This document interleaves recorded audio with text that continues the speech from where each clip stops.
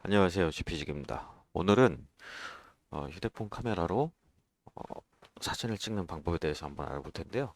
그 중에서 구도하고 인물 사진에 대해서 좀 알아보도록 하겠습니다. 뭐 아웃포커싱이야 뭐 구도하고 인물 사진에서 뭐 겹쳐서 나가는 거기 때문에 그거에 대한 설명은 나중에 따로 드리도록 하고요. 자, 먼저 구도를 보시도록 하겠는데요.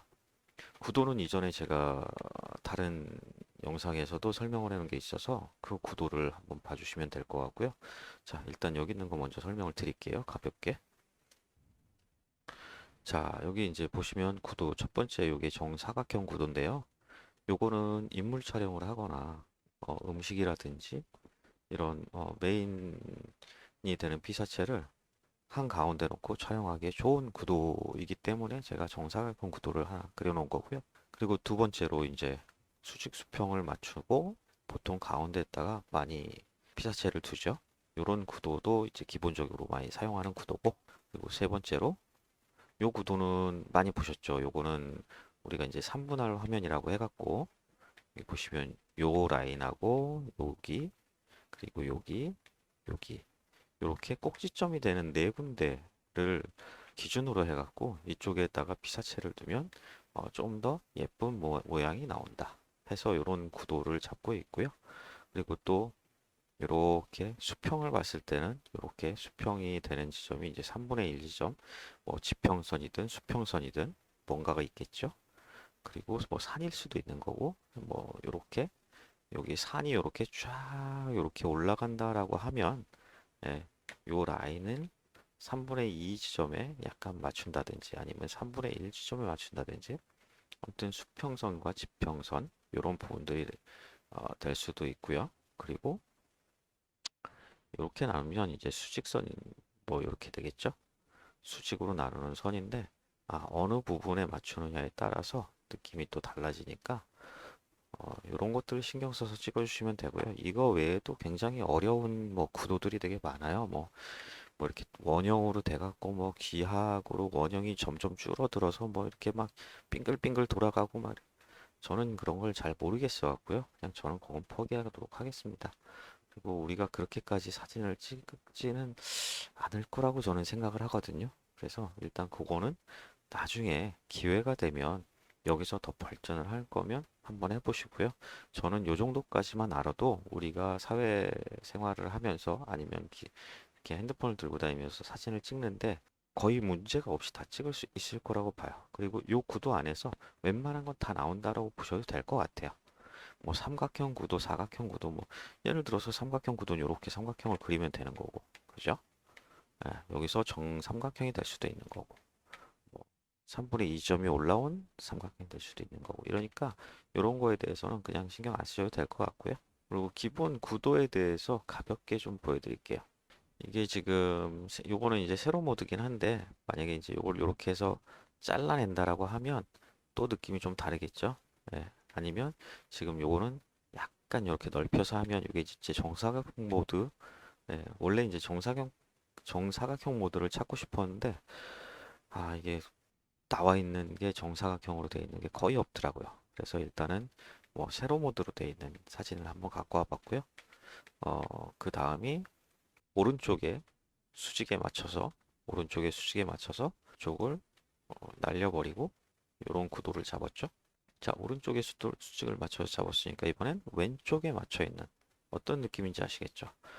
피사체가 이렇게 어느 정도 수평 수직이 맞아 있으면 굉장히 빈 느낌보다는 굉장히 뭔가 표현하고 싶은 그런 앞에 뭔가 있다라든지 공간의 활용 같은 느낌이 들게 만들거든요.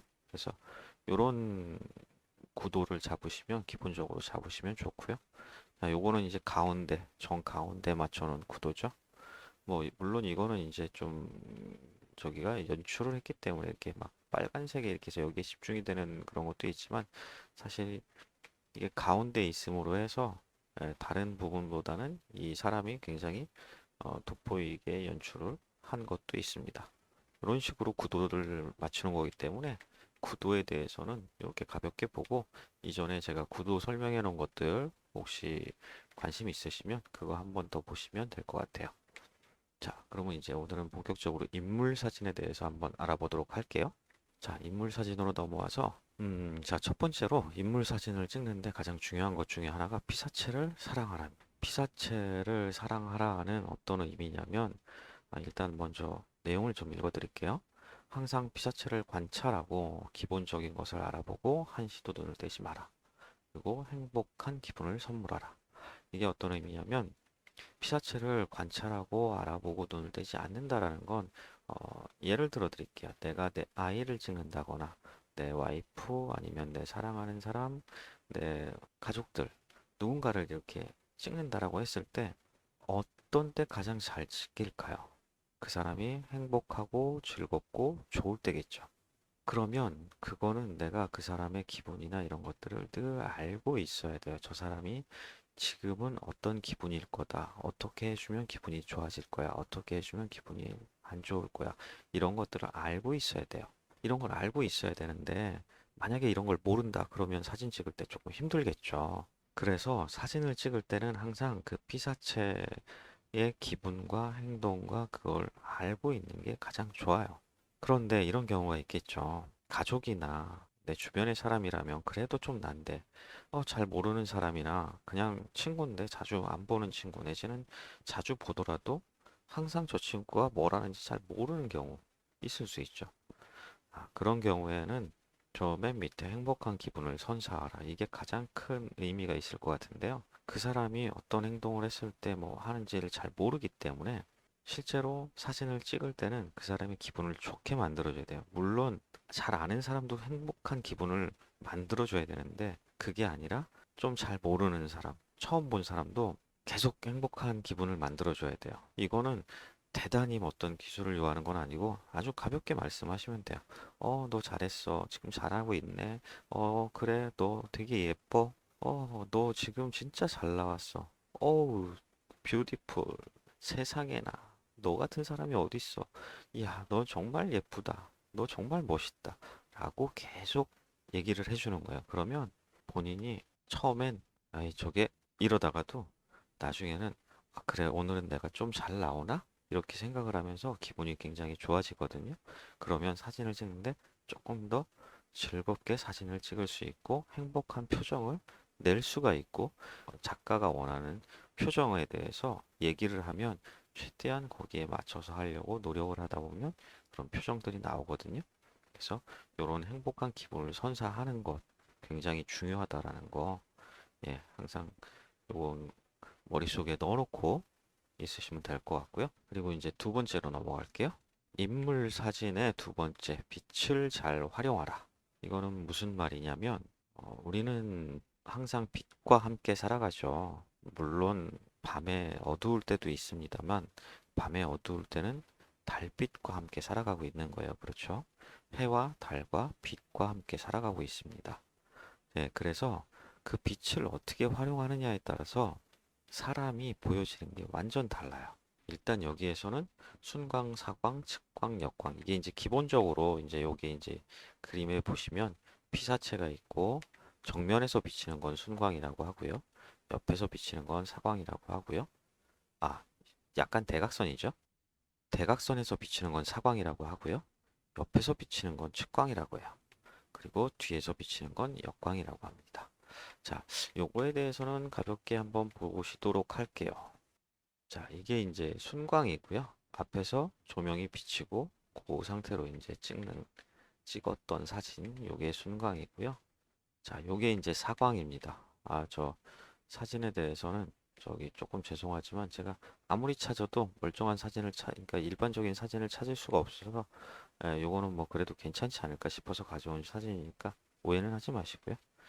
이거는 약간 대각선에서 딱 빛이 들어간 게 보이죠? 자, 이게 측광입니다. 이거는 완전 옆에서 들어왔죠. 근데 지금 오른쪽에도 사실은 살짝 조명을 비추고 있긴 해요. 요 오른쪽에서 살짝 비춘 조명은 위에서 지금 아래로 쏘는 것 같아요. 요 부분은 잘 안 보이니까 앞에 부분만 정확하게 봐주시면 왼쪽 편은 광을 그대로 다 받았고 오른쪽 편은 광을 못 받았죠. 자, 요거는 제가 다시 하나 가져와 봤는데 요거는 역사광이라고 그래갖고 아까 거기엔 없었지만 역방향인데 약간 역방향의 사측에서 쏴주는 빛이에요. 보시면 표현 자체가 앞쪽은 거의 표현이 안 됐고 옆에 부분 뒤쪽만 살짝 표현이 깨끗하게 됐죠. 네, 이런 사진도 나올 수 있고요. 그리고 마지막으로 이건 역광입니다. 이거는 뭐 누구나 다 아시죠? 실루엣 사진이라고 해서 광 사진. 이거는 일반적으로 사진 찍으시는 분들이 참 좋아하는 사진 중에 하나죠. 그래서 웬만하면 아마 다 아실 거예요. 이런 식으로 빛을 잘 활용하면 사진의 어떤 느낌을 좀 바꿔줄 수가 있거든요. 그리고 이제 매직 아워하고 골든 아워. 요거는 뭐 그냥 뭐 통상 우리는 뭐 매직 아워라고 표현을 하죠. 그래서 매직 아워는 해가 뜰 때 그리고 해가 질 때 그때를 이제 표현을 하는데 요거는 뭐 이제 제가 직접 찍어온 사진이고요. 요게 해가 동해안에서 아마 해가 뜰 때 제가 찍었던 걸로 기억을 하고요. 이런 식으로 동해안에서 해가 뜰 때 제가 요 시기에 요 순간에 해가 뜨기 바로 직전이에요. 해가 뜨는 시간 한 30분, 해가 지는 시간 한 30분, 요 사이에서 사진을 찍으면 굉장히 좋습니다. 해가 뜰 때는 물론 동해안, 해가 질 때는 서해안이 좋고요. 예. 그리고 그 외에 이제 맑은 날과 흐린 날, 그리고 반사판의 활용이라고 돼 있는데, 맑은 날은 굉장히 환하기 때문에 사진이 좋긴 한데, 조금 밝게 찍는 게 좋아요.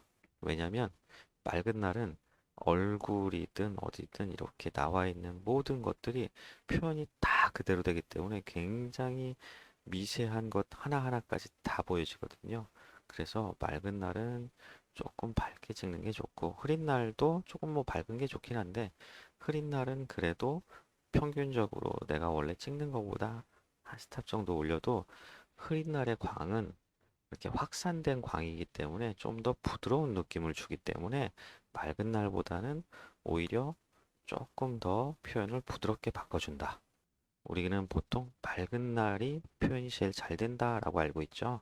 맑으면 빛이 강해서 표현이 잘 되긴 하지만 너무 세세하게 다 나오기 때문에 사람의 얼굴은 약간 가려주는 거 아니면 약간 뭉그러뜨려 주는 게 사실은 좋습니다. 너무 많이 뭉그러뜨리시면 안 되고요. 자, 그리고 반사판의 활용은 사진을 찍을 때 어쨌든 사람 피사체, 사람의 얼굴 아래쪽에서 빛이 같이 비춰주면 좋습니다. 이거는 제가 따로 막 말씀을 안 드리고 직접 한번 해보시라고 말씀을 드릴게요. 반사판이 없다 그러면 그냥 16절지 하얀색이 있어도 되고요. 그게 아니면 뭐 그냥 흰색으로 된 무언가가 있으면 밑에 놓으면 어느 정도는 밝아지거든요. 그러니까 요건 한번 직접 해보시면 좋을 것 같아요. 해보고 안 해보고의 차이가 엄청 큽니다. 자, 그리고 그 다음으로 세 번째로 넘어가서 인물 사진 촬영 팁에 대해서 한 가지를 말씀을 드리도록 할게요. 인물 사진은 렌즈의 위치에 좀 신경을 쓰셔야 돼요. 렌즈의 위치를 신경 쓰라고 말씀을 드리는 이유는 뭐냐면 렌즈가 사람의 눈높이에 있다, 아니면 허리 높이에 있다, 발 쪽에 위치해 있다. 그거에 따라서 사람의 보이는 게 완전히 달라져요. 아래쪽에 있으면 다리가 길어 보이고요. 위쪽에 있으면 머리가 커 보여요. 그리고 허리 쪽에 있으면 일상적인 사람으로 보이죠. 자, 그런데 여기서 중요한 거는 허리와 다리 사이에 약간 낮은 위치에서 찍으면 많이 왜곡되지도 않으면서 다리도 길어 보이는 효과가 있고, 그거보다 약간 위에서 찍어도 다리가 좀 길어 보이진 않지만 살짝 멋스러움이 풍기는 그런 사진도 나오고 하거든요. 그런데 또 너무 위로 올려버리면 얼굴은 크고 다리가 짧게 나오고 이런 현상들이 있을 수 있기 때문에 그때그때 상황에 맞게 표현을 해주시는 게 좋아요.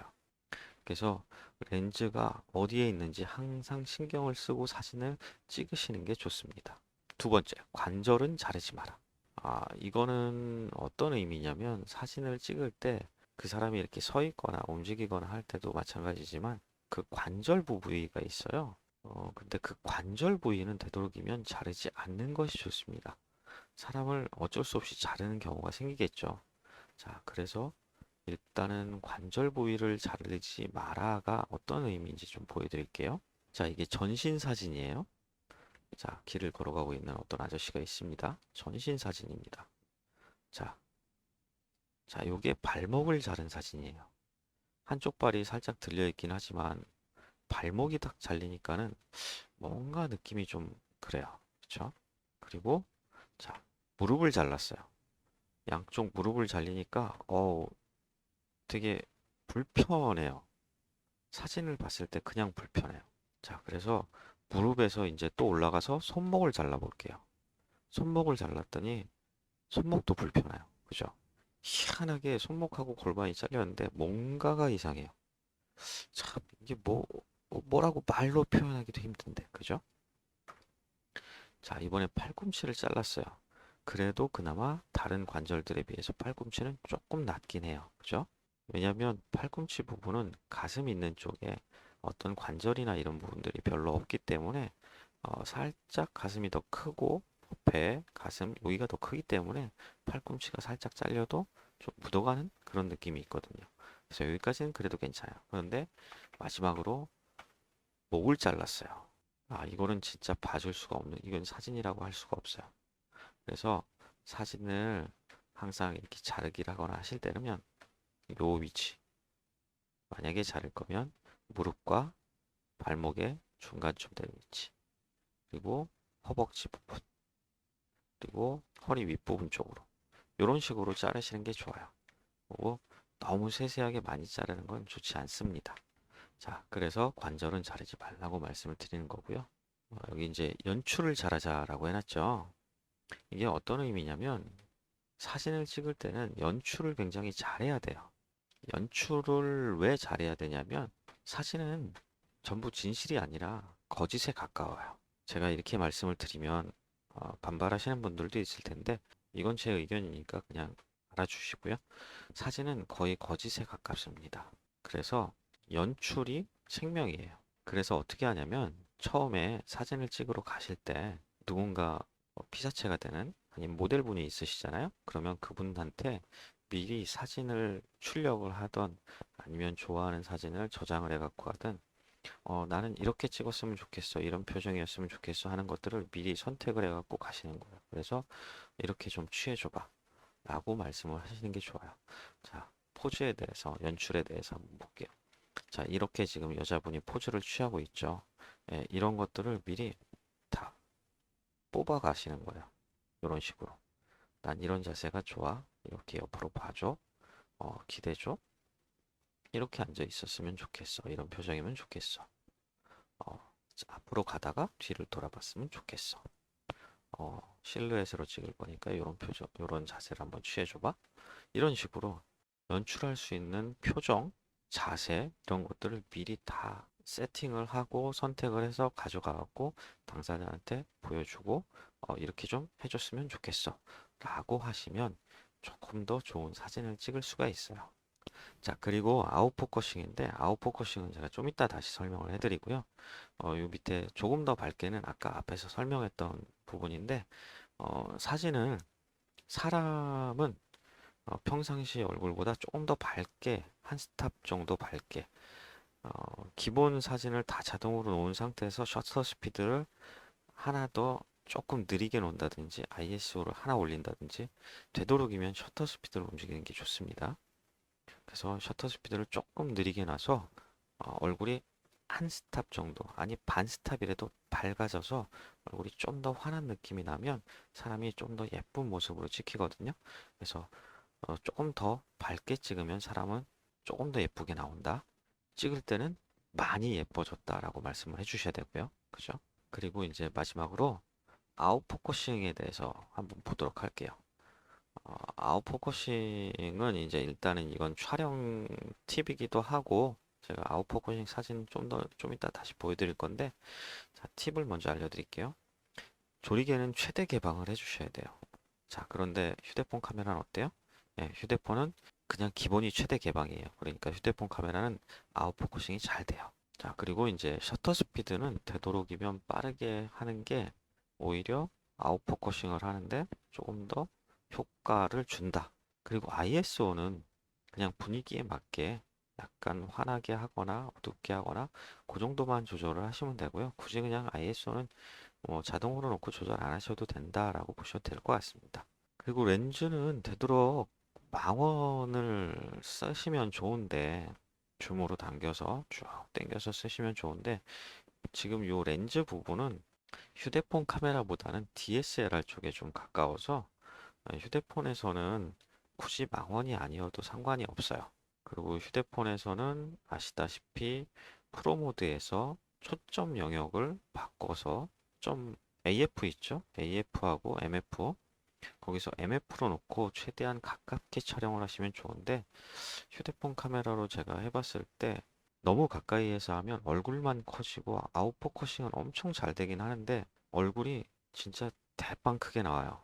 그래서 그 부분을 조금 조기를 하려면 약간 뒤로 놓고 포커스를 잡아야 되는데 그럴 바에는 인물 모드라든지 아니면은 그냥 일반 사진에서 얼굴을 클릭해서 초점을 잡아서 그냥 찍으시는 게 훨씬 아웃포커싱이 잘 되더라고요. 자, 그래서 일단은 아웃포커싱이 된 사진들을 한번 보여드리도록 할게요. 자, 이 여자분이 얼굴이 진짜 선명하게 잘 나왔는데 뒤에 쫙 날라갔죠, 뒤에가. 예, 이쁘게 잘 날라갔습니다. 요게 이제 아웃포커싱의 기본적인 사진들이건데 요거는 지금 요 여자분 눈하고 얼굴은 되게 잘 나왔는데 여기 바로 앞에 있는 나무도 안 나오고 저 뒤도 아무것도 안 나왔죠. 예, 요런 식으로 아웃포커싱이 되기도 하고요. 자, 요 사진은 이제 저녁이라 여기 뭐 ISO가 많이 들어가고 노이즈가 좀 많이 끼고 했는데 보시면은 이 사람은 잘 나왔는데 여기가 자연적으로 아웃포커싱이 되면서 이건 뭐죠? 우리가 이번에 배웠던 건데 자 이거 보케라고 하죠. 네. 사람이 아웃포커싱이 되면 자동적으로 보케가 생기게 돼요. 불빛이 있으면. 제가 임의적으로 보케를 찍으라고 해서 보케를 찍으셨었는데 임의적으로 보케를 찍고 나더니 뭐지? 라고 생각하시는 분들이 있을 것 같아요. 그죠? 포케가 이쁘긴 한데 왜 이런 걸 찍나? 예, 이런 사진을 아웃포커싱 사진을 찍기 위해서 꼭 필요한 것 중에 하나가 바로 초점의 조절인데 그게 보케하고 연결이 되는 거거든요. 그래서 아웃포커싱 사진을 잘 찍으면 이런 보케가 자동적으로 따라온다. 예, 이렇게 해서 이런 이쁜 사진들을 찍어내는 거거든요. 이렇게 해서 오늘은 인물 사진 찍는 법에 대해서 알아봤습니다. 네. 영상이 좀 길었는데 생각보다 많이 길어졌는데 예, 끝까지 시청해 주셔서 감사드리고요. 요런 지금 제가 말씀드린 팁들을 가지고 인물 사진을 한번 찍어 보시면 아마 또 다른 느낌이 들 거예요.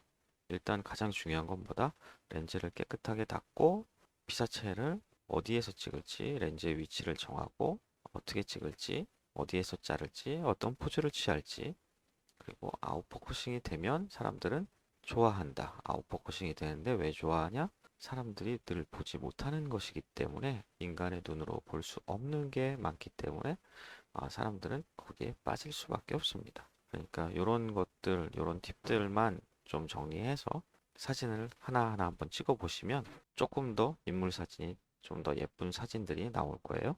일단 한번 연습을 해보시길 바라겠습니다. 긴 영상 끝까지 봐주셔서 감사합니다. 구독, 좋아요, 알림 설정은 사랑입니다. 감사합니다.